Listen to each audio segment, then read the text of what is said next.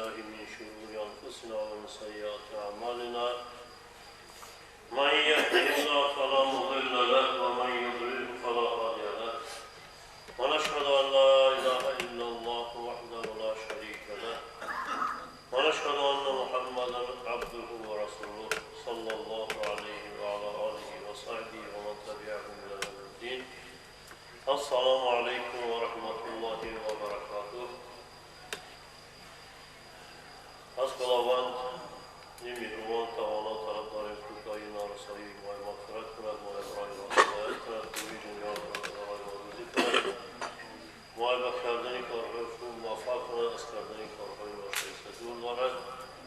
خداوند از این روزی با برکت، از این روزی عید سعید فطر عید مبارک گرداند برای ما، از برکت این ایام ما بهره‌مند سازد. ماه مبارک رمضان که سیدی ماه‌ها بهترین ماه برای انسان مومن بود سپری شد، گذشت. ماهی که خصوصا در و یک شبی بود که بهتر از 1000 ماه، یعنی در درون این ماه که خودش ماهی که عمل و عبادت در این اجر و پاداش بسیار زیاد است، و در درونش یک گوهر بسیار درخشان، بسیار تابان، بسیار ورزش وجود داشت که اون شب قدر بود. این خداوند میگوید که استغفر الله لیلة القدر خیر من الف شهر، که شب قدر که در درون رمضان است این بهتر از 1000 ماه است. یعنی همین که ماه پرخیر و پرفیض و همین که ماهی که خداوند بزرگوار ستودش است، همین که ماهی که در روی شب قدر است و شب نزول قرآن است، یعنی همین که ماه سپری شد و برای انسان‌هایی که خیر و فیض و خوبی این ماه می‌دانند چیزی رفتن این ماه ناگوار است، ناخوش است. و اما انسان خداوند که برای انسان پاداش می‌دهد، اجر می‌دهد، انسان‌هایی که از کوتاهی و نارساییشان از خدا بخشش طلب می‌کنند، کوتاهیشون و نارساییشون می‌بخشد و برای اینها خداوند گفته است که تمام شدن این ماه مبارکه برایشان عید اعلان کرده است خداوند، یعنی عیدی که از طرف خداوند اعلان شده است. پیامبر علیه السلام وقتی مدینه منوره به آمدند، مردم مدینه برای خودشان یک عید داشتند. پیامبر علیه السلام گفتند که خداوند برای شما عیدی از طرف خودش تعیین کرده است که اون عیدی که خدا تعیین کرده است، یعنی عید حقیقی و واقعی است، اون عید قربان است و عید رمضان، عید قربان و عید فطر، یعنی اینها عیدهایی که از طرف آفریدگار جهان برای شما تعیین شدند.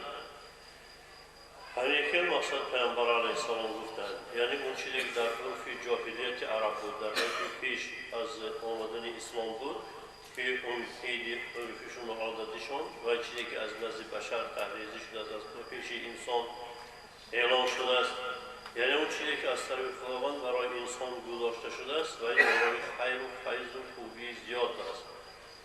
برای همین وقتی پیامبر علیه السلام که آمدند، همون مردم عرب که گرفتار یک گونه عرف و روش‌های بیجا و ناخوب بودن از قدر و گذشته‌شان، آمدن پیامبر علیه السلام برای اونها اصلاح کردن، تلاش کردن، حرکت کردن، کوشش کردن، تربیتشان کردن. اونها در این کتاب پیامبر بسیار مخالفت کردن، بسیار دشمنی کردن، حتی خویشتنان و نزدیکاشون با آنها دشمنی کردن با پیامبر علیه السلام، جهت اینکه یعنی این یک روش نوی آورده است که مخالف با راه و روشی که پدران ما داشتند. از این لحاظ، از این جهت پیامبر علیه السلام مخالفت داشتند، تا عمکشان ابولهب عمکشان میشد و همین خاطر با پیامبر دشمنی داشت. یعنی دیگر همین که خویشاونداشان، نزدیکاشان و خاطر همین با پیامبر مخالفت داشتند. در ابتدا پیشانی پیامبر علیه السلام با اون رفتار و روش جاهلیشان مخالفتشان اعلان کردنشان، اونا پیامبر علیه السلام رو دوست می داشتند. پیامبر علیه السلام میگویند محمد امین است. حتی وقتی خانه کعبه که به سبب بعضی بارش‌ها و سیل‌ها خراب شده بود، اونا مصارین خواستن که کنن دیگر از نو آبادش کنند. همین خلاصه و آمدن که خداوند اصلاحگرهای بد نمی‌بیند، ما برای خاطر آبادی این ناچار ناگزیریم که این خانه که ابراهیم علیه السلام بنا کردند، همین کنده از نو آباد کنیم. وقتی همون خانه‌ای که ساختن بعد در گروهاردن سنگ حجر الاسود بینشون اختلاف شد. همون قبیله های عرب که همش بزرگ بودن و واقعیت می‌دانستن احترام میکردن، همونجا طواف میکردن، می‌گفتن این از ابراهیم ماندگی است و در همونجا شرک و خرافات جاری کردن. یعنی در ماندنی همون حجر الاسود در جاش بینشون اختلاف شد. هر کسی از همون قبایل میخواست که همون سنگ حجر الاسود پیش بماند، از این شرف برخوردار شود.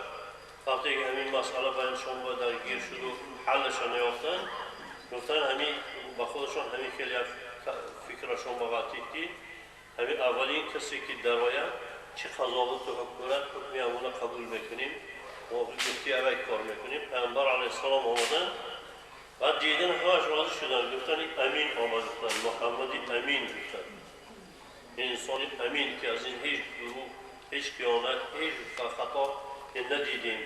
ما چی حکم میکنه همین محمدی امین؟ همین قبول داریم.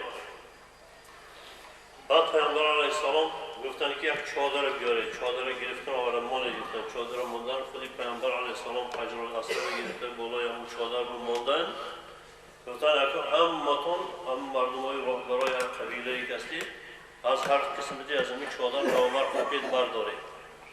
همشون برابر همون گرفته برداشته بردن و پیامبر علیه السلام خودشون یعنی گرفته در همون جاش موندنش.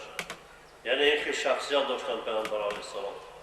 وقتی اومدن روشی خطای پدرانشون خواستن اصلاح کنن، عرف و عادت گذشتشونه که مثلا دور از توحید بود، دور از عدالت و انصاف بود، بعد با پیامبر علیه السلام مخالفت کردند که میگفتن که آخه محمد علیه السلام آمده است یعنی شان و شوکت ما میخواد بر زمین زند. این میخواد بود که مثلا دیگه ابوجهل و مثلا با بلال برابر است، ابوجهل با عمار یاسر برابر است. این اما هر کس که با تقواتر است منزلتش فراتر است و برتر است. یعنی وقتی که این چیزهایی که اعلام میکردن که این اکرمکم عند الله اتقاکم، از هم بلند مقامترین شما در نزد خدا با تقواترین شماست و یعنی لا مثال فضل لعربین علی عجمی، هیچ عربی بر عجمی فرق ندارد، سیاه سفید از هم دیگر فرق ندارد. که پیامبر علیه السلام که این چیزهایی که فهموندن دانوندن و یکتاپرستی دعوتشون کردن، برای برطرف کردن بت‌ها و خرافات‌ها که دعوتشون کردن و مخالفت کردن که این راه و روش پدرای ما میخواد دیگر کنه و کسانی که با پیامبر درگیر بودن مخالفت کردن، پیامبر علیه السلام فشار آوردن. همون مردمی نزدیک خودشون بودن، همون خویشتوارشون و قوم و قبیلهشون همینا بودن و وادار شدن پیامبر علیه السلام هجرت کنن. اصحاب پیامبر علیه السلام به طرف حبشستان هجرت کردن. بعداً که مردم مدینه که اسلام را قبول کردند و زیاد شد اسلام، پیروان دین مبین اسلام پیامبر علیه السلام زیاد شدن در مدینه. بعد پیامبر علیه السلام فرمودن ما به طرف مدینه هجرت کردند. بعد خودی پیامبر علیه السلام با اذن خداوند یعنی اجازه گرفتن و هجرت کردند. وقتی که می‌خواستن ابوبکر صدیق هجرت کنند، پیامبر علیه السلام میگفتن تو میستی، ممکن برای خداوند یک همدمی پیدا میکنه. به حضرت ابوبکر صدیق نگاه داشتن و در این سفری تاریخی و نمایانشان که حتی سال شماری مسلمان از همان گرفته شده است، پیامبر علیه السلام حضرت ابوبکر را همراه خودشان گرفتن و همون کسی امین دانستن، همون یار غار همدن پیامبر علیه السلام و همراه پیامبر علیه السلام همراه همون کس هجرت کردند که از اون هجرتشان خاندان ابوبکر مقرر بودند و همین که یعنی هجرت کرده و مدینه منوره خودی پیامبر علیه السلام هم رفتن. یعنی برای اینکه حقیقت یعنی و این حقیقت منطقه نداره، حقیقت مثلا قوم نداره، زبان نداره، مثلا حقیقت گفته خداوند است، فرموده خداوند است. یعنی برای همین وقتی که انسان بر اساس حقیقت و با هم دیگرشون رابطه دارن، همین بشریت میشن با هم برادر، با هم دوست. یعنی وقتی که حقیقت میپرتون و قوم و قبیله و این چیزها خطی مثلا رابطشون بر این اساس میشه، دیگر بشریت با هم مخالف میشه. یعنی پیامبر علیه السلام آمدن برایشون مثلا گیریم بلالی که حبشی بودن یا سلمانی که فارسی بودن، یعنی برایشون نزدیک بودن از اون کسایی که از دین برطرف بودن مخالفت داشتن با خدا، اونایی که دشمنی داشتن با خدا، یعنی اونها برای پیامبر خویش نبودن. همون کسایی که بیگانه بودند، با خدا آشنا بودند، با خداوند دوست بودند، همونا برای پیامبر علیه السلام خویش بودند، تبار بودند، دوست بودند و بر همین اساس مسلمان ها با هم پیوستند و شریعت بر همین اساس در اطراف همین حقیقت تلاش میکردند جمع کنند که این اکرمکم عند الله اتقاکم، بلند مقام ترین شما در نزد خداوند با تقواترین شماست. که از کدام قوم نباشد انسانی خداشناستر، خدا ترستر باشد، همون مقام منزلتش فراتر است. یعنی دیگر این نجات و نسب و شکل و سیما و این چیزها این در نزد خداوند ارزش ندارد و همین اساس برای بشریت که یعنی اگر بشریت بر همین اساس جمع نشود یعنی واقعا از گرفتاری ها، از بدبختی ها، ناکامی ها رها نمی‌یابد. در همون صورت نجات می‌یابد که در اطراف همین حقیقت جمع شود، چون که حقیقت مالی هیچ کس نیست، نه این عرب است، نه این تاجیک است، نه این ازبک است، نه این قزاق است، نه این یهودی است. یعنی حقیقت فرموده خداوند، راهنمایی خداوند، یعنی اون چیزی از طریق خداوند است و انسان به طریق خدا میبرد. برای این حقیقت از زبان ازبک هم برات قبولش میکنیم، از زبان روس هم برات قبولش میکنیم، از زبان یهودی هم برات قبولش میکنیم، از زبان تاجیک هم برات قبولش میکنیم، چون که این خداوند است و انسان رستگاریش مربوط به آن است که به طریق خدا بپسندد، خدا بپذیرد، به طریق خداوند رود. و همین که مقصد بریم تعصب باید از فکر و ذهنش زدوده گرداند و برای به طریق خدا رفتن تلاش کند. از اینجا حضرت عمامی اقبال میگن تا دو اندر بندی اقلیم و جدی بیخبر از لم یلید لم یولدی، در زمین ما نگیرد ریشه، نیست هست نامسلم هنوز اندیشه. یعنی وقتی که تو در منطقه کشلاقت، دهت، زبانت، یعنی قومیتت قرار داری، یعنی رابطی تو بر همین اساس است، دوستی دشمنی تو بر همین اساس است، تو از این خداوند میگه که لم یلید و لم یولد، خداوند نه تولد کرده است کسی، نه کسی از خدا تولد شده است، نه خدا کسی تولد کرده است. یعنی خدا با هیچ کس خویشاوندی ندارد، هیچ کس. وقتی که رابطی تو بر اساس همین نژاد قوم باشد، تو از این گفته خدا خبر نداری، خدا هیچ کس خویش نیست.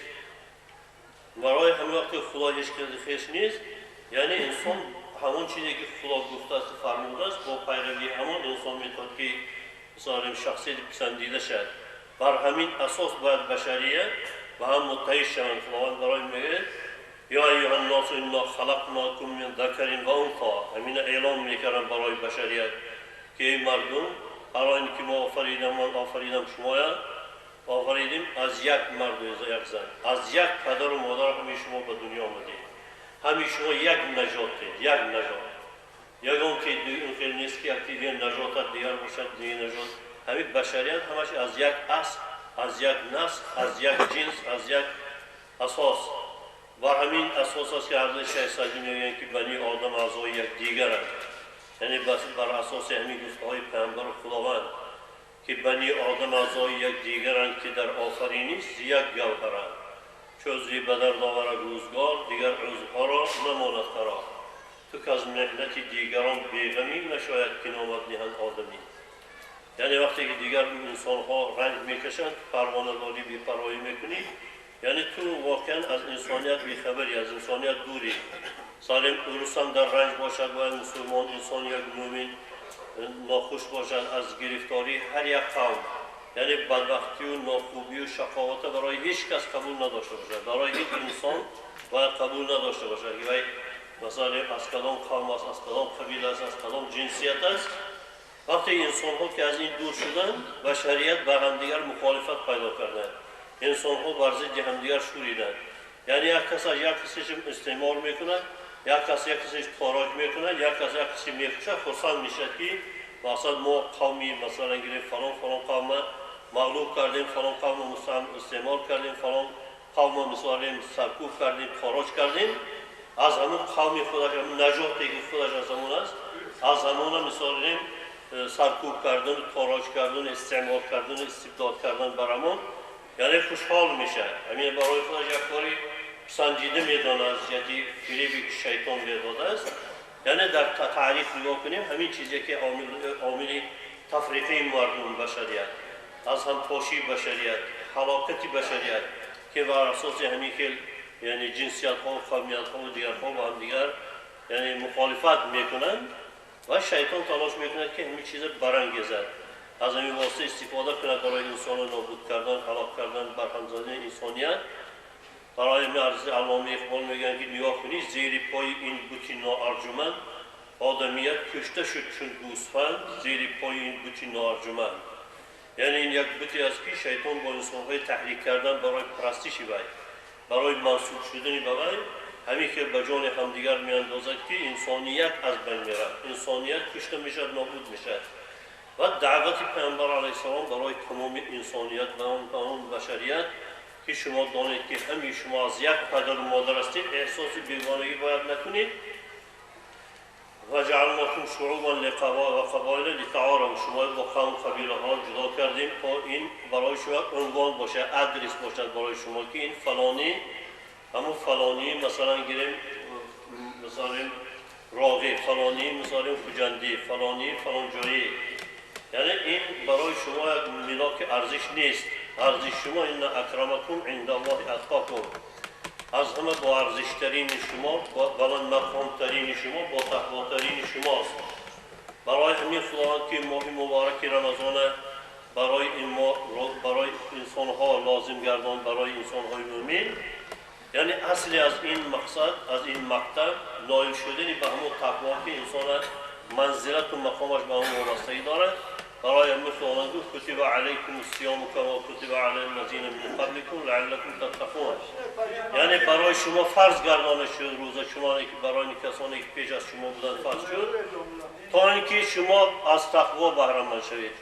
شما همون چیزی که شما در نزد خدا ارزشناک میکند، در نزد خدا پسندیده میکند، در نزد خدا بلند مقام میکند، از همون شما بهره مند و بهره یافت شوید که برترین شما یعنی با تقواترین شما. برای پیامبر علیه السلام میگن علیک بتقوا الله فانها جمع کل خیر، یعنی تلاش کن تقوا به دست بیاری که اون فراگیرنده همه خوبی هاست، همه خوبی های فرا میگیرد تقوا. و این تقوا شناختن خداوند، دوست داشتن خداوند، یعنی شناسایی به خداوند، محبت داشتن به خداوند، خدای شناختن، خدای شناختن و به خدا محبت داشتن. این میشد مثلا تقوا. و انسانی که مثلا از تقوایی که با معنای ترجمهش میدونه که ترسی از خداوند، ترسیدنی از خداوند، یعنی ترسیدنی از خداوند و انزلی ترسیدنی از یک چیزی ناخوب. مثلا میشد که انسان از شیر میترسد، میشد که انسان از گرگ میترسد، میشد که از انسان از یک چیز ناخوش میترسد. یعنی این ترسی که تقوایی که انسان منزلتی بلند میده، یعنی ترسیدنی از خداوند مهربان. من خشی الرحمن و جاء بقلب منیب، یعنی کسی که از خدای مهربان میترسد. انما تنذر من اتبع الذکر و خشی الرحمن بالغیب، یعنی هرایی که پند دادن میتوانی، تربیه کردن میتوانی، یعنی کسی که پیروی ذکر میکند، با یاد خداوند ذکر وجودش آگاه میکند، بیدار میکند. و خشی الرحمن یعنی از خداوند مهربان میترسد. یعنی جناب از خداوند قهار، خداوند جبار، خداوند رحمان میترسد و از خداوندی که مهربان است، از همه مهربانتر است و او ارحم الراحمین، و اون از همه مهربان ها مهربانتر است. ربی انی مسنی الضر و انت ارحم الراحمین. حضرت ایوب میگوید پروردگار برای من ضرر رسیده است، بیماری رسیده است، یعنی تو مهربانترین مهربانان هستی. تو به خدا رو آوردن از همه مهربان است، پدر مادر از همه مهربان. یعنی ترسیدنی از همون ذاتی که میدانتش از همه مهربانترین مهربانان است. با خودی که انسان فرض کردیم که این چیزی مثلا دیدیم خیلی مایده است در برابر خداوند، یعنی انسان مثلا میترسد از اینکه مادرش از وی رنجد، میترسد از اینکه مادرش از وی ناخوش شود، میهراسد از مادرش که از برای مهربان است. یعنی این ترس آمیخته با عشق است، با محبت است، با دوستی است. یعنی انسان هایی که آگاهی دارند، شناسایی با خداوند دارند، برایشون از همه یک چیز ناگوار این است که خدا از اونها ناراضی شد. ناخوش شدن خداوند برای اونها ناگوار است. از اینی که خدا از اونها ناراض شد می‌هراسند، یعنی با اون که خداوند از همه مهربانترین مهربانان است میترسند. برای همین که وقتی که اون انسان‌هایی که اولا از نزدیکی با خداوند بی‌خبرند، ناآگاه‌ترند، یعنی گرفتار کدورت‌ها و تیرگی‌ها هستند، تنها ترسیدن از همه چی احساس می‌کنند. ترسیدن از اینکه انسان خداوند میبرد دوزخ و اگر کمبودی کند یا نیکویی کند یا بهشت میبرد. یعنی همین طمع، همین ترس سبب میشد که انسان از کوتاهی‌ها، از زشتی‌ها، از ناخوبی‌ها خودش برطرف کند، دور کند. وقتی از زشتی و ناخوبی و زشتی‌ها و بدی‌ها خودش دور می‌دارد، یعنی آن آلودگی‌ها پاک میشد، وجودش صیقل می‌یابد، دلش از تیرگی‌ها پاک میشد. وقتی دلش صیقل می‌یابد، همون تجلی معرفت و شناخت خداوند بر دلش میرسد. شناسایی، آشنایی، دوستی با خدا در وجودش پیدا میشد. با خدا محبت پیدا میکند، با خدا دوست میشد. برای پیامبر علیه السلام میگن که یعنی حتی پیامبر علیه السلام که تجلی، یعنی وجودشان تجلیگر نور حقیقت است برای بشریت، اما پیامبر علیه السلام میگن که لا یؤمن احدکم حتی اکون احب الیه من والده و ولده و الناس اجمعین. یعنی مومن راستی نیست هیچ کدامی از شما تا من برای وی محبوب تر نباشم از پدر و مادرش و از همین مردم، از همه برایش محبوب تر با خداوند. یعنی مثال والذین آمنوا اشد حبا لله، یعنی کسانی که ایمان دارند اونها خدای بسیار دوست می‌دارند. محبت داشتنی با خداوند، دوست داشتنی خداوند، این مثال گیریم همین که یعنی کیمیایی هست که انسان وجودش زر میکند، وجودش ارزشمند میکند. یعنی همون محبت داشتن و شناختن خداوند، محبت داشتن از خداوند و خداوند، ترسیدن از ناراضگی خداوند و ناخوشی خداوند، یعنی این میشه تقوا برای انسان. تقوا میشه که خداوند که دوست می‌دارد و از خدا میترسن. خیلی یعنی از یک چیز کریم میترسی و فقط ترس دارد، نه. وقتی پیامبر باید که از خودش از همه چی دوست‌تر دارد، شما بینید که خدای باید چقدر دوست دارد. از همین جهت حضرت علامه اقبال میگن مؤمن عاشق نباشد کافر است. مؤمن که از عشق محبتی بسیار زیاده که عشق میگن از وی دور شد دیگه ایمان ندارد. مؤمن عاشق نباشد کافر است. یک آدم اون سلفی بشره باشه میبینی یک علامه اقبال یک گپ زدن که گپشان هیچ حقیقت موافقت نداره. پیامبر میگه که من میگم از همه دوست‌تر نداری، تو ایمان واقعی نداری. برای وقتی که پیامبر همیشه باید دوست دارد، خداوند سخت دوست دارد. خداوند یک قومی که میگوید بعداً میبیایند شخص‌های پسندیده نزد خداوندند، میگوید که فسوف یأتی الله بقوم یحبهم و یحبونه. یعنی زود از خدا یک قوم میبرد که از همه مشخصی اساسی اونها میگوید که یحبهم و یحبونه، خدای دوست می‌دارد و خدا اونها دوست می‌دارد.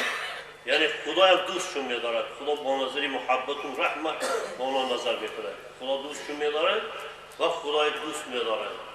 همین که قوم ستایش می‌کنند، صفاتشون می‌گن، یعنی که از همه چیزی بارزترشون همون محبتی با خدا می‌گن. از همین جهت که همین که روایت تصمیم هست که یک از پیامبر علیه السلام می‌پرسد که قیامت کی میشه؟ پیامبر علیه السلام میگن که برای اون روز چی آمادگی داری؟ چی توشه داری برای اون روز؟ اون کس میگه که من هیچ چیز ارزنده‌ای ندارم، هیچ توشی مناسب ندارم. حالا اون صحابه اونقدر عمل میکردن، تلاش میکردن، حرکت میکردن، اما هم تلاش و عمل عبادتشون و چیزاشون ناچیز میدن در پیشگاه خداوند. فقط یک چیزی ارزشمند دارم، میگه که خدا و رسول دوست میدارم. پیامبر علیه السلام بشارتش میگه که تو با همون هستی که دوستش میداری، همونی که دوست میداری تو با همون هستی. میگن اصحاب پیامبر علیه السلام بعد ایمان به خداوند از همه خبری خوشنود کننده برای اصحاب پیامبر علیه السلام همین بود که اونها که پیامبر علیه السلام بزرگواریشون رو میدیدن، میدانستند. همین که تصور میکردن که اون بزرگواری که پیامبر دارند، این مقام منزلتی ما که در برابر پیامبر ذره است، ما در قیامت با پیامبر باشیم نباشیم، میتونسته باشیم نزد پیامبر باشیم. یعنی وقتی خبر که برای اونها رسید، یعنی گفتن که ما که پیامبر که دوست می‌داریم و عاشقان پیامبر علیه السلامیم، از این خبر برآمد که ما با پیامبر هستیم. یعنی این خبر خیلی خوشحال کننده بود برای اونها که این خبر شنیدن، بسیار خوشنود شدند. یعنی انسان‌هایی که منزلت بلند پیامبر، ارزش بزرگ پیامبر، شخصیت پیامبر که میشناختند، اونایی که پیامبر را دیده بودند، با ایمان سخن پیامبر را شنیده بودند، از چهره مبارک پیامبر علیه السلام، از اون چراغ درخشانی که خداوند میگه که انا ارسلناک شاهدا و مبشرا و داعیا الی الله باذنه و سراجا منیرا، واقعا چراغ درخشان فرستاده. یعنی چراغ درخشانی که اون کسایی که همدم پیامبر بودند به واسطه از این روشنایی نور بهره مند میشدند. یعنی برای ما ارزش علامه اقبال میگن اون که در غار حرا خلوت گزید امتی گیتی کشای آفرید. پیامبری که در غار حرا برایشان وحی آمد، یعنی اونها تربیت کردن یک امتی که دنیا فتح کرد. و واقعا اون کسایی که پیامبر تربیت کردن، اون فتوحاتی که باعث اونها شد، دیگر در طول تاریخ اسلام اون کامیابی، اون پیشرفت نشده است. بزرگترین صدهای اونها شکستند، بزرگترین مانعهای اونها از بین بردند. راه برای گسترش اسلام اونا فراهم کردند، اونا گسترش دادن اسلام، راه برای دیگر باز کردند. یعنی واقعا اون که در غار حرا خلوت گزید امتی گیتی گشای آفرید، امتی از معصیان بیگانه، بر چراغ مصطفی پروانه. یعنی کسانی بودند که از غیر خداوند برگشته، موحدان راستین، چراغ پروانه های سراج منیر، یعنی از نور وجود مبارک پیامبر بهره مند بودند. در اطراف این چراغ پروانه بودند، تمام هست و بودشان برای خدا، برای پیامبر حصار میکردند. یعنی برای همین خداوند در ستایششان در قرآن بسیار سخن گفته است. از آن جمله میگه استغفر الله ان الذين آمنوا وهاجروا وجاهدوا في سبيل الله باموالهم وانفسهم والذين آووا ونصروا اولئك هم المؤمنون حقا. یعنی بدرستی کسانی که ایمان آوردن، هجرت کردن با همراه پیامبر، اون ایمان آوردن، هجرت کردن، و کسایی که در مدینه اونها جا دادن، اونها یاری کردن، کسایی ایمان آوردن، هجرت کردن، در راه خدا با مال و جانشان جهاد کردن، کسایی که اونها در مدینه جا دادن، اونها یاری کردن، اولئک هم المؤمنون حقا. یعنی اونها انسان‌های با ایمان حقیقی دارند. یعنی خداوندی که خداوندی بزرگ و برتر، خداوند همین خیلی ارزشی بلند میکنه ایمان اونها میگوید مؤمنان حقیقی میگوید همونا هستند. یعنی کسانی که با اونها پیروی میکنن، باز اونها مطابق میشن، اونها هستند انسان‌های رستگار که خداوند میگه که و این آمنو بمثل ما آمنتم فقد اهتدوا، و این آمنو بمثل ما آمنتم فقد اهتدوا. و اگر ایمان بیارن آن گونه که شما ایمان آوردید، اگر ایمان بیارن، پس هر آنی که اونها چو کردن هدایت یافتند که اون گونه که شما ایمان آوردید ایمان بیارن. یعنی همین ایمانی صحابه های پیامبر علیه السلام این یک نمونه الگو برای همه است. پیامبر علیه السلام در تربیت جامعه انسان ها یعنی بهترین الگو بودند. راه و روششان، گفتارشان که خداوند پیامبر علیه السلام میگه و انک لعلی خلق عظیم، یعنی تو دارای اخلاق بزرگ هستی. اخلاق پیامبر علیه السلام خداوند بزرگ تعریف میکند. اون کسایی که از اون خلق پیامبر علیه السلام بهره مند شدند همون صحابه پیامبر بودند. همون خلق عظیمی که پیامبر علیه السلام با اون خلق عظیمشان انسان‌های تربیت کردند، پیامبر علیه السلام همون خلق عظیمی که پیامبر علیه السلام کی بهره مند شد؟ همون اصحاب پیامبر علیه السلام بهره مند شدند. یعنی برای همین که اعتقاد دارن انسان‌های با خرد عمیق نظر می‌کنند، یعنی کسانی که پیامبر علیه السلام با ایمان دیدن، از پیامبر علیه السلام با ایمان بهره مند شدند، از دم پیامبر علیه السلام بهره مند شدند، اون دیگرها به پای اونها نمیتون رسیدند. اون چنانی که پیامبر انسان‌هایی که تربیت کردند از اون روشنایی بهره مند شدند، دیگرها یعنی به پای اونها رسیدن نمیتون. و در واقع هم انسان که وقتی که نظر میکنه بر زندگی صحابه پیامبر علیه السلام، بر فداکاری اصحاب پیامبر علیه السلام، بر محبتی که اصحاب پیامبر علیه السلام داشتند و خداوند هم که در قرآن اظهار میکنه راضیش خوشنودیشه، یعنی بر اون چه انسان نظر کنه بسیار حیرت انگیز است، بسیار حیرت آور است. یعنی اون قدر محبتی فوق‌العاده از تصور و فهم انسان فرا داشتند با پیامبر علیه السلام، که حتی از پیامبر علیه السلام اون گونه اونها تربیت کردن که بیواسطه اونها میگفتن اگر من از خودت دوست نداری تو ایمان کامل نیست، باید از من از خودت دوست داری. یعنی وقتی یک انسان اون جامعه همی که تربیه یافتگی نباشد که این چیز درک کند این چیز فهمد، یعنی برایش یک چیز خندآور است که یک کس میگوید که شما باید من از خودتون دوستتر دارید. یعنی از روی تصورش میگوید که من تلاش میکنم عمل میکنم برای خودم کامیاب شدن، برای خودم از خوشی‌ها بهره‌مند شدنم، برای بهشت رفتنم.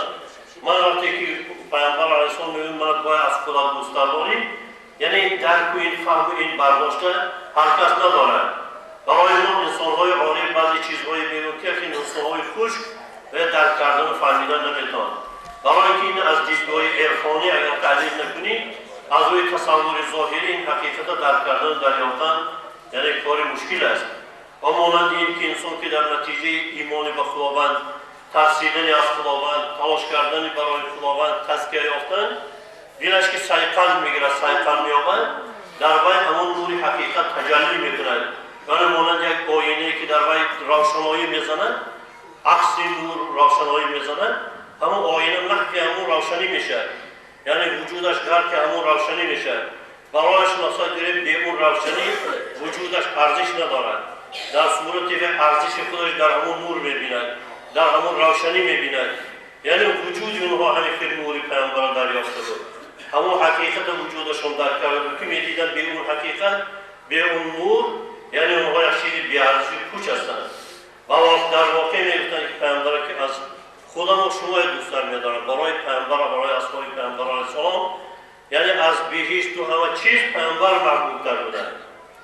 وقتی پیامبر علیه السلام و پیامبر علیه السلام میگن که اون انسان ایمان راستین دارد که پیامبر و خدا و پیامبر از همه دوست‌تر می‌دارد، از همه چیز.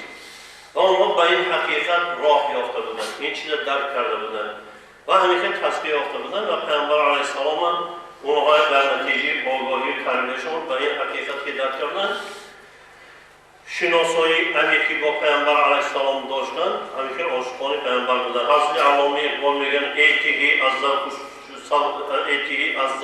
شوق و سود و درد، ایتیهی از ذوق و شوق و سود و درد، میشناسی عصر ما با ما چی کرد، عصر ما را زیما بیگانه کرد، از جمال مصطفی بیگانه کرد. یعنی از ناآگاهی و بی‌تربیتی و دور بودن از حقیقت ایمان در این عصر ما از خودمون بیگانه شدیم. عصر ما را زیما بیگانه کرد، از جمال مصطفی بیگانه کرد، از حسن و جمال و زیبایی که پیامبر داشتن اون درک کردن، فهمیدن، یعنی عاشق پیامبر شدن ما دور کرد. سوزی بود تا از درون سینه رفت، جوهر آینه از آینه رفت. وقتی اون سوز، اون عشق برد، آینه که جوهرش برد و دیگر هیچی نشون نمیده و تیره میشه، نه روشنی در وی انعکاس می‌یابد، نه سیما در وی انعکاس می‌یابد، یعنی از درک اون حقیقت دور میشه.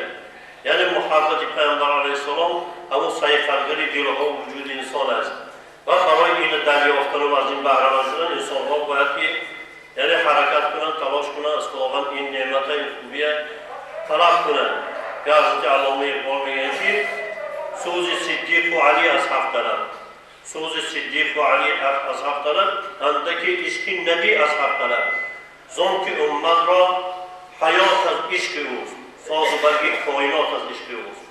عشق محمد علیه السلام پیدا کن، چون که اساس حقیقت که حقیقت همین است و پیامبر علیه السلام همینه برای بیان کردن که ما همینه باید درک کنیم، فهمیم، برای همینه دریافتن تلاش کنیم و اصحاب پیامبر علیه السلام از این چیز یعنی وجودشون بهره‌مند بود. برای این خداوند اونها میگن لقد رضی الله عن المهاجرین والانصار، برای این خداوند از مهاجر و انصار راضی شده است، یعنی اعلام میکند که من از اونها راضی شدم. راضیگی خداوند این فراتر از نعمت‌های مادی است، این فراتر از نعمت‌های بهشتی است. چون انسان‌ها که وقتی که بهشت می‌میرند، نعمت‌های بهشتی برایشان می‌کرد، میگه که رضوان من الله اکبر و خوشنودی خداوند از همه این نعمت‌ها فراتر است. خوشنودی خداوند این رضای روح انسان است، رضای دل انسان است، بردارنده مقام انسان است، درک حقیقت است. یعنی اون چیزی که روح انسان از این بهره‌مند میشه. بعضا نعمت‌های صورتی و ظاهری و مادی چیزا هستن که جسم انسان از وی بهره‌مند میشه، اما اون چیزی که روح انسان از وی بهره‌یاب میشه. این خوشنودی خداوند و رضای خداوند است و انسانی که دلش که افسرده و تیره شده باشه و این نعمتی از همه فراتر درک کردن نمیتواند. فقط تصور میکنن نعمت‌های مادیه، درک میکنن نعمت‌های مادیه، از اون بیرون مثلا از حقیقت خودش غافل میماند و در نتیجه تربیت انسان به این حقیقت یعنی راه مییابد که وقتی خداوند که حضرت آدم علیه السلام آفرید، حضرت آدم علیه السلام که از لای تیره، از لای پست، از لای بی ارزش آفرید، بس فرشته‌های فرمان که اینی خالقکم بشرا من صلصال من حمأ مسنون، من میآفرینم بشری از صلصال، از لایی که خوش پاک شد زنی صدا میکند، از لای تیره، از لای تیره میآفرینم. پس وقتی که وی آغاز کردن در وی از روح خود دمیدن، اما بر وی سجده کنید. یعنی همون روحی که خداوند در انسان دمیده است، یعنی باید غذاش رضای خداوند است، باید غذاش یاد خداوند است، باید غذاش عشق خداوند است، باید غذاش پرستش خداوند است، باید جایگاه تقوا است، جایگاه شناخت خداوند است، باید جایگاه دوستی و محبت با خداوند است. برای همین پیامبر علیه السلام میگن که کفا بامرئ من الشر ان یحقر افعال المسلم التقوا هاهنا. برای انسان حلاکتش همین بسنده است که برادر مسلمانش حقیر دارد، به سبب شکلش، به سبب ناداریش، به سبب بیماریش. یعنی برای که اون چیزی که انسان ارزش میدهد همون شناخت خداوند و تقوا هست. وقتی بعد التقوا هاهنا میگن، تقوا جایگاه دل است، جای تجلی همون تقوا روح انسان است، دل انسان است. برای همین وقتی که در انسان باشه خدای میشناسد، دوست می‌دارد، خدا با نظر محبت برای نظر میکند، وقتی که بس جهت ظاهر تفکر کردی خدا تعالی میکند. این در نزد خدا بسیار ناپسند است. یعنی چونکه پیامبر روایت از حضرت عبدالله ابن عمر گرد خانه کعبه طواف میکردند، من حضرت عبدالله ابن عمر میگن که یعنی تو میگنی کعبه میگن شأن بسیار بزرگ داری، آدم برای زیارت و طواف از گوش و کنار دنیا میبیایند. یعنی این یکی از شعائر الهی انسانی با تقوا بزرگ میدارد. نه که مقام مؤمن از تو فراتر است، یک مؤمن فراتر است از تو. برای همین حضرت علامه اقبال میگن که مقام آدم خاکی نهاد دریابند، مسافران حرم را خدا دهد توفیق. مقام آدم خاکی نهاد که در وی روح خود از طرف خدا دمیده شده است، در وی چیزی است که باید با خدا نزدیک میشه، از خدا بهره‌مند میشه، همون چیز دریابند. مقام آدم خاکی نهاد دریابند، مسافران حرم را خدا دهد توفیق. خدا موفق شما کند که همون چیز ارزشناک درک کنند، دریابند، از خودشون بیخبر نمانند. برای وقتی که انسان که از اون چیز بیخبر ماند، یعنی غرق میشه در همین دنیای مادی، غرق میشه در همین چیزی کوچی بی ارزش غرق میشه. و مثلا بعد چند وقت میبینیم که اون چیزهایی که فریفته همون شد، داده بر همون شد، اونها ظاهر میشن، میبیند که هیچ ارزش نداشته است. برای خداوند که در قرآن کریم سوره قصه فرعون گذشتگی های بعضی برای ما نقل میکند برای پندگیری. یعنی فرعون که حضرت موسی علیه السلام دعوت به طرف خداوند کردند، دعوت به سوی هدایت کردند. یعنی فرعون از جهتی که دارای اونقدر ملک و دارایی بود، گرفتار کبر و غرور بود، یعنی همیشه به خودش تصور میکرد که من از موسی برترم، بزرگترم، من از همه فراتر و برترم. یعنی که الیس لی ملک مصر و هذه الانهار تجری من تحتی، آیا این ملک مصر این من نیست؟ این دریاها در زیر حکم من هستند، من همه این چیزهای مالک هستم. انا خیر من هذا المهین ولا یکاد یبین. یا نمیبینید که من از این موسی که من میخواد پیروی باشم، من دعوت میکنم، من نصیحت میکنم، من از این برترم. این کسی که مثلا اونقدر نانمایان است، یعنی کسی است که اونقدر شخصیتی نداره و همین مثلا گریم به خودش همین که تصور کرد. یعنی اگر همون وقت خیردش کار میفرمود، همون لحظه اگر با دیده خیرد و عقل، با چشم خیرد و عقل نگاه میکرد، همون آخرون چی بودن خودش میدانست که یک روزی میشد که یعنی دیگر همین جسمش، همین جانش که با همین راه میزند، دعوا میکند، یک روز همین جانش میبرد. یعنی دیگر معلوم میشد که مثل این ویده بود، از این دریاهای نای ویده بودن.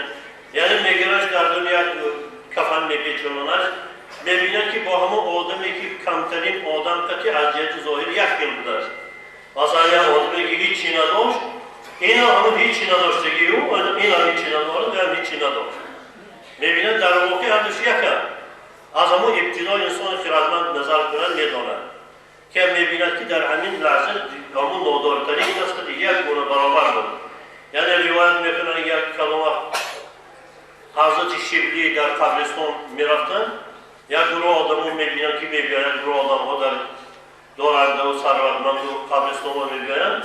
برای اینها تاثیر رسانی، یعنی شبلی با اساسشون یک قبر یک کسی که دارنده بوده است می‌زنند.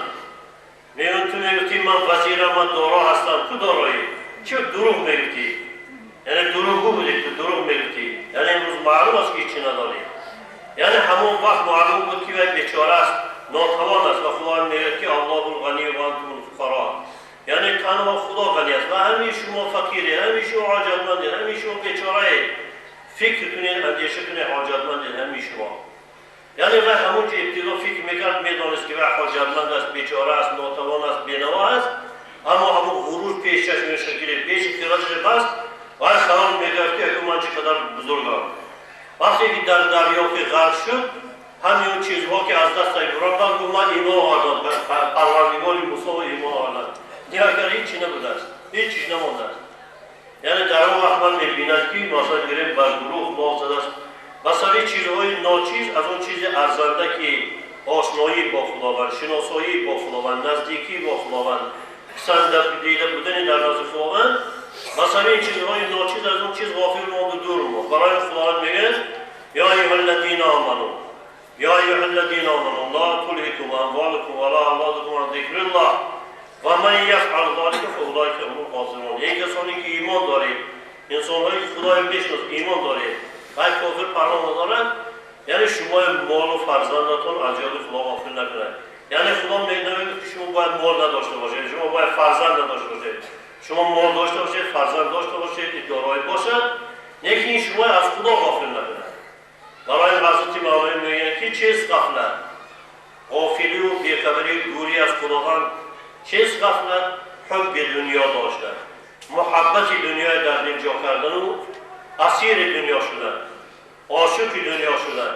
چیست غفلت؟ حب دنیا داشتن، نیک و ماش و خانه و فرزند داشتن.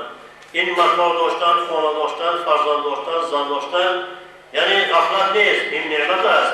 نیکی از این چیزها شما غافل کنه از خدا، این برای شما شقاوت است، این ناکامی است. چیست غفلت؟ حب دنیا داشتن، نیک و ماش و خانه و فرزند داشتن. آب در کشتی هلاک کشتی است، آب اندر پشت کشتی است. یعنی آب وقتی که دور کشتی میداره کشتی غرق میکنه، اما در ته کشتی چقدر آب زیاد باشد برای جریان کشتی، برای برداشتن کشتی میقدر خوب است. یعنی شما باید که مال دنیای داشته باشید، یکی دنیا شما اسیر خودش نکنه، از آن شما باشد. برای همین یعنی حضرت میگن که مثلا گریم مال را گر بهر حق باشی حمول، نعم مال و صالح گفته رسول. گر نداری اندر این حکمت نظر، تو غلام و خواجه تو سیم زر. اگر تو مال برای تربیه انسانیت است، برای کارهای خوب است، برای چیزهای ارزشناک میخوای از مال استفاده کنی، پیامبر گفتن که مال نیک برای انسان نیک خوب است. اگر این چیز درک نمیکنی تو یا غلامی و مال پشکار کردن میگردی، یعنی وقتی میشد که همشون میپردازی با خدا تنها به هیچ به بضاعت تنهاست، یعنی میمونی میبردی. برای همین یعنی پیامبر علیه السلام یقول ابن آدم مالی، یعنی انسان میگه که مالی من خود یک کودک پیش یک چی میپردازی و از یک به فکریش به تصوریش خیال میدونن که این همون است، فریفته میشد اینی من یقول ابن آدم مالی من مالی الا ما اکل فافنا او لبس فابلا او اعطى فاقنا فما سوى ذلك فهو ذاهب و تارکه للناس. یعنی مال برای انسان همون چیزی است که خوردش نابودش کرد، پوشیدش پوساندش، خوردش پوشید، یا اون چیزی که دادش برای خودش برای آخرت ذخیره کرد و غیر این دیگرهاش نگاه کنی تو میمونیشون رو میبری. برای دیگرها تو حمایت میدین، تو قلاوری، تو مقصد یکو داری قلاوری میدین یا بانی میدین، دیگران میگرنش برای تو هیچی نیست است. تنها به خاطر خدا باشه همان ارزش دارد. برای این پیامبر علیه السلام میگه که بر دو کس حسد بردن ممکن است. یکیش انسانی که خدا برای معرفت و دانش داده است. با معرفت زندگی میکند، معرفت برای مردم راهنمایی میکند، یا انسانی که برای خدا ثروت دارد، دارایی داده است.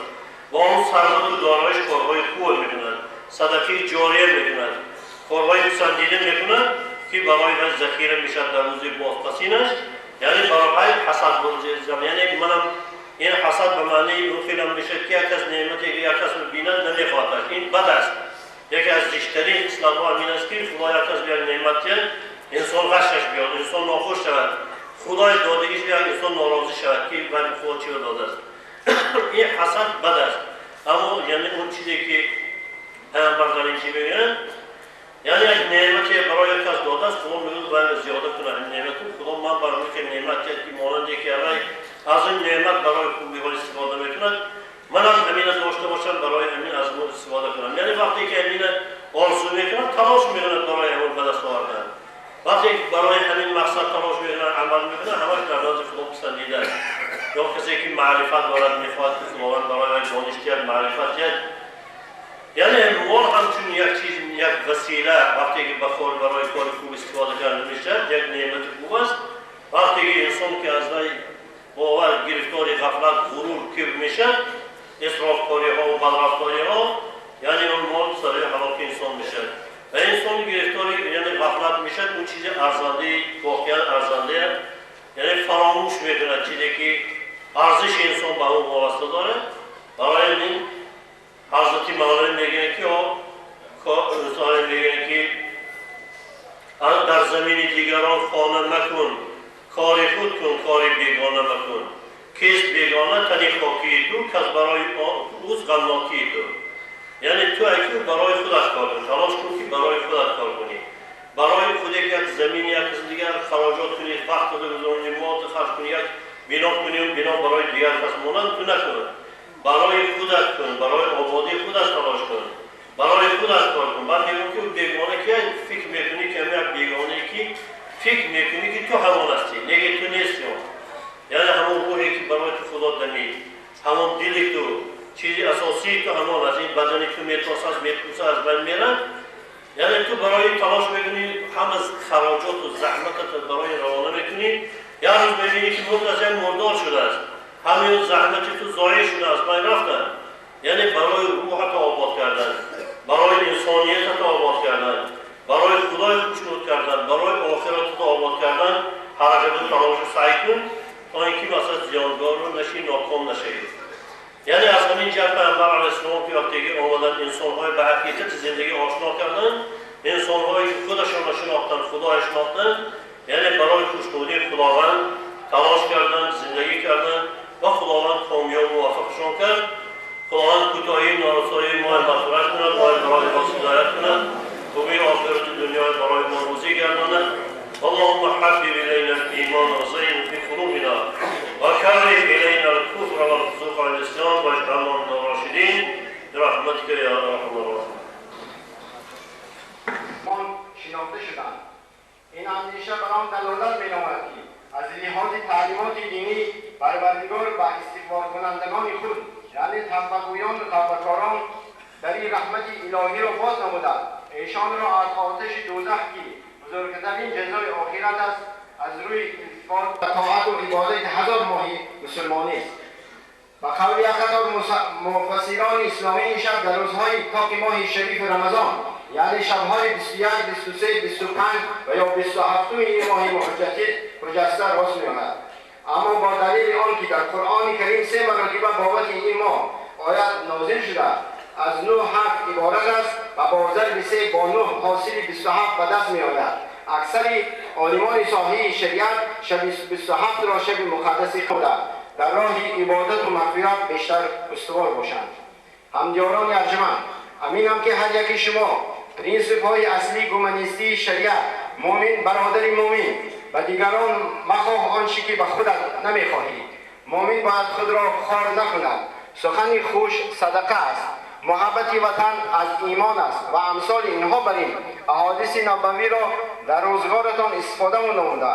برای ترقیات همین ساحه ناحیه سهم باسطیت نجیب هر یکتان تمام مردم ناحیه را با عید سعید رمضان از نام جناب عالی پرزیدنت کشورمان محترم امام علی رحمان، از نام رئیس ولایت سوخت معاون اول رئیس مجلس ملی مجلس عالی جمهوری تاجیکستان محترم قاهر رسولزاده، از نام مقامات اجرایی حاکمیت دولتی ناحیه و شخصا از نام خودم صمیمانه تبریک گفته به شما تنصیحاتی سعادت روزگار، اقبال نیک و کامیابی های بی‌نظیر را آرزو می‌نمایم.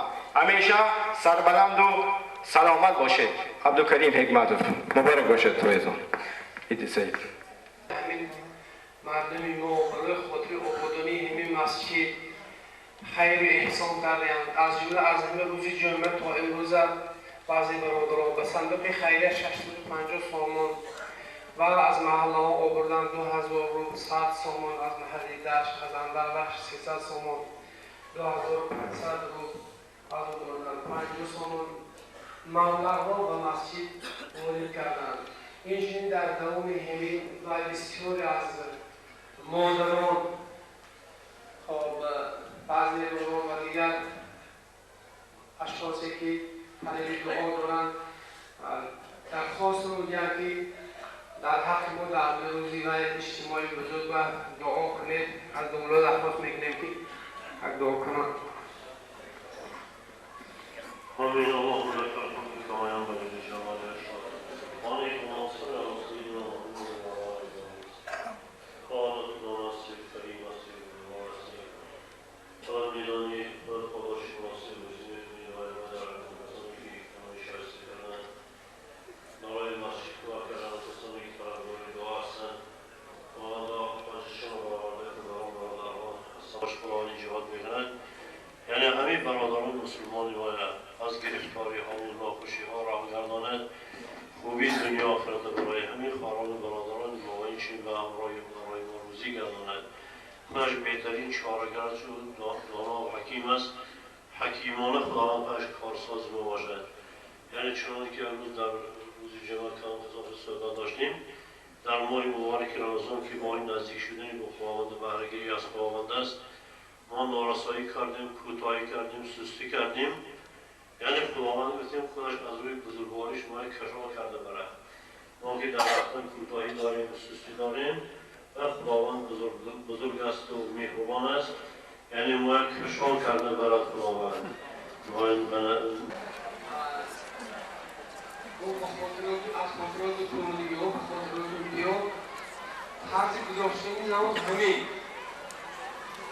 اول نیت کردم بگذارم 2 رکعت نماز عید رمضان. نیت کردم بگذارم 2 رکعت نماز عید رمضان روشنی تکبیرات تشکیل روشنی این وقت است.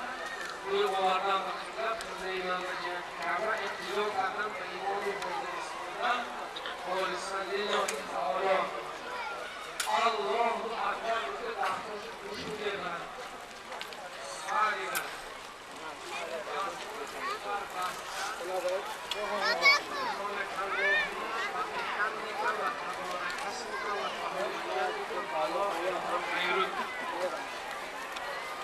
صل على سيدنا محمد عبدك ونبيك ورسولك وحبيبك وعلى آله وصحبه ومن تبعه إلى يوم الدين، خصوصا على خلفائه الراشدين أبي بكر الصديق وعمر الفاروق وعثمان بن نورين وعلي المرتضى وعلى الإمامين الإمامين سيدنا الحسن وسيدنا الحسين. أعوذ بالله من الشيطان الرجيم. بسم الله الرحمن الرحيم. الحمد لله رب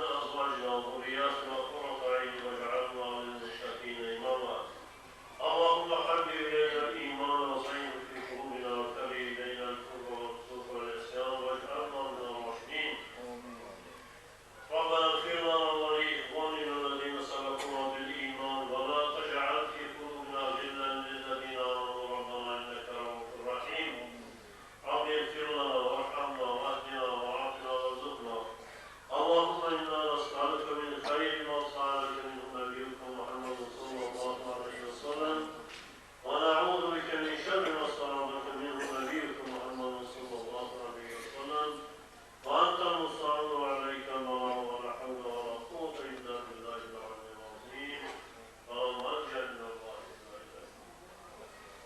إليك.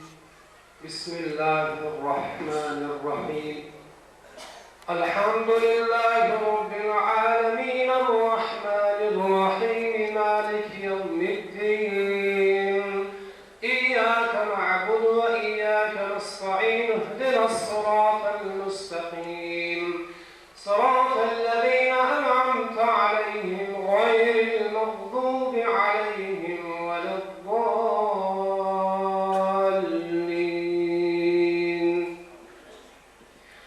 بسم الله الرحمن الرحيم قل هو الله أحد الله الصمد لم يلد ولم يولد ولم يكن له كفوا أحد. بسم الله الرحمن الرحيم قل هو الله أحد الله الصمد لم يلد ولم يولد ولم يكن له كفوا أحد. بسم الله الرحمن الرحيم قل هو الله أحد الله الصمد لم يلد ولم يولد ولم يكن له كفوا أحد. بسم الله الرحمن الرحيم قل أعوذ برب الفلق من شر ما خلق ومن شر غاسق إذا وقب ومن شر النفاثات في العقد ومن شر حاسد إذا حسد. بسم الله الرحمن الرحيم قل أعوذ برب الناس ملك الناس إله الناس من شر الوسواس الخناس الذي يوسوس في صدور الناس من الجنة والناس. بسم الله الرحمن الرحيم ألف لام ميم ذلك الكتاب لا ريب فيه هدى للمتقين الذين يؤمنون بالغيب ويقيمون الصلاة ومما رزقناهم ينفقون والذين يؤمنون بما أنزل إليك وما أنزل من قبلك وبالآخرة هم يوقنون أولئك على هدى من ربهم وأولئك هم المفلحون. بسم الله الرحمن الرحيم اللهم صل على سيدنا ونبينا محمد وعلى آل سيدنا ونبينا محمد صلاة تنجينا بها من جميع الأحوال والآفات وتقضينا بها جميع الحاجات وتطهرنا بها من جميع السيئات وترفعنا بها أعلى الدرجات وتبلغنا بها أقصى الغايات من جميع الخيرات في المحيا